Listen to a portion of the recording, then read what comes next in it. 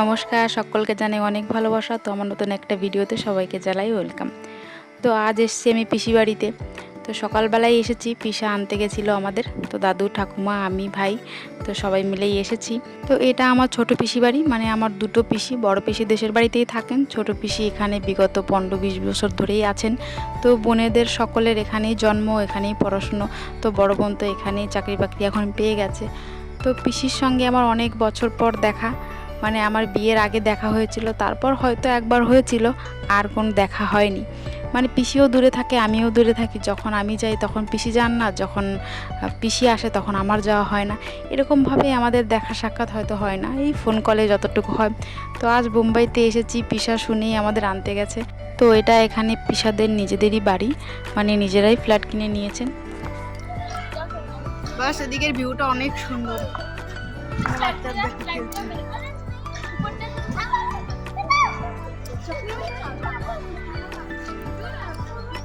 আমায়রা ভাল লাগতেছে বাবাই, ভালো, মজা মজা।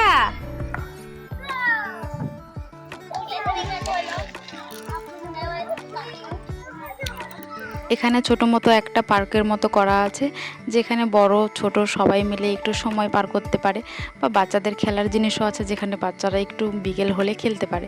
তো এই জিনিসটা খুব ভালো। তো এক কি জানো, বাইরের দেশে বিল্ডিংয়ে থাকলে আমাদের মতো গ্রামের মানুষের একটু অসুবিধে হয়। যেমন আমার একটু অসুবিধে হয়েছে, যতটা না গরম, একটু গাছের ছায়া নেই, আর গরমে মানুষ ঘরের ভিতর থাকার মতো পরিস্থিতি তো নেই, সাথে কেমন যেন একটা নিঃশ্বাস নিতে যেমন কষ্ট হচ্ছে, এরকম একটা ব্যাপার হয়ে গেছে। একেই তো এত গরম, আরও আমি গরম সহ্য করতে পারি না, তারপর এরকম আটকা জায়গা।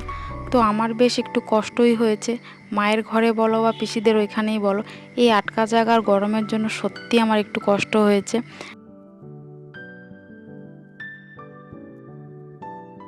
তো যাই হোক, সব মিলিয়ে ভালোই কেটেছে ও কটা দিন।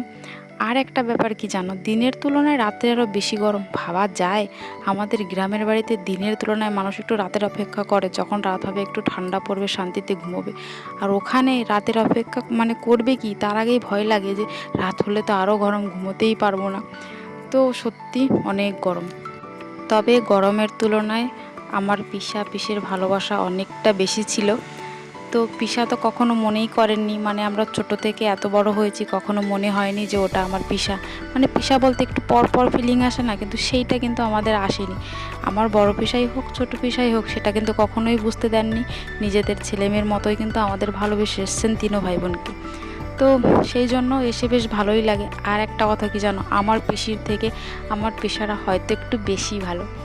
তো এই ভালো মন্দ নিয়ে বেশ এনজয় করেছি ও কটা দিন, বেশ ভালোও লেগেছে। তারপর আমরা বাইরে থেকে ঘুরে বেড়ে চলে এসেছি, এসে তোমাদের বলছিলাম বোনদের সঙ্গে পরিচয় করিয়ে দেবো। তো তার আগে বলি, ব্লগটা হয়তো তোমাদের বসতে একটু অসুবিধা হবে, ব্লগটা একটু ঘিজিবিজি হয়ে গেছে, কারণ আগে পিছের ক্লিপ আমি হারিয়ে ফেলেছি। আর পিসাকে হয়তো তোমাদের দেখানো হয়নি, কারণ পিসা ঘরে থাকেন না সব সময়, নিজস্ব পিসার একটা বিজনেস আছে, সেখানেই থাকেন, শুধু খাওয়ার সময় ঘরে আসেন।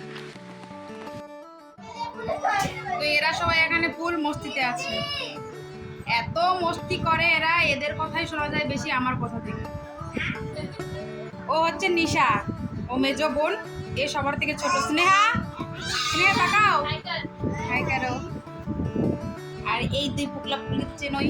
তারপর এদের কাছ থেকে সরে যখন আমি রান্নাঘরে আসছিলাম, মধ্যে একটু কাণ্ড হয়ে গেছে, যার জন্য আমাকে ভয়েস ওভার দিতে হচ্ছে। তো এইটা হচ্ছে বড় বোন, আর ওই যে নিচে সবজি কাটছে এইটা হচ্ছে আমার পিসি। তো পিসাকে আমার দেখানো হয়নি, ওই যে বললাম না ব্লগটা একটু ঘিজিবিজি হয়ে গেছে।